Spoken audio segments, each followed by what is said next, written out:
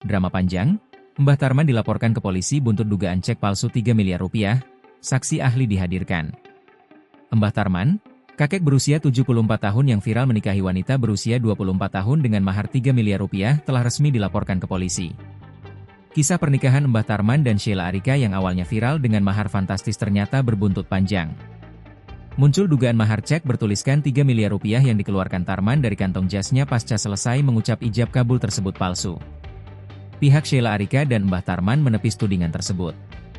Namun kini akun TikTok yang kerap mengunggah kabar terbaru Mbah Tarman dan Sheila, Kandang Pacitan 22 resmi melaporkan dugaan pemalsuan cek tersebut ke pihak berwajib. Pria bernama Bambang Wisnu Aji Hernama Hendra, 40, telah menyambangi Mapolres, Senin, 13 Oktober 2025. Pemilik akun Kandang Pacitan 22 itu secara resmi melaporkan Mbah Tarman dengan membawa bukti tangkapan layar cek yang diduga palsu. Kapolres Pacitan, AKBP Ayub Diponegoro Ashar mengaku pihak Korps Bayangkara telah menerima laporan tersebut. Satreskrim Polres Pacitan akan memeriksa beberapa saksi untuk dimintai keterangan dan klarifikasi.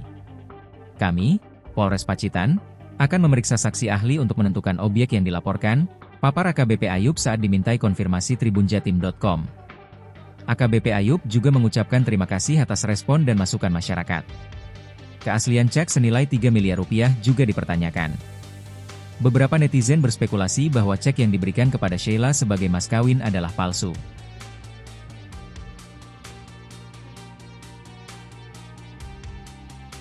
Download Tribun X sekarang, menghadirkan lokal menjadi Indonesia.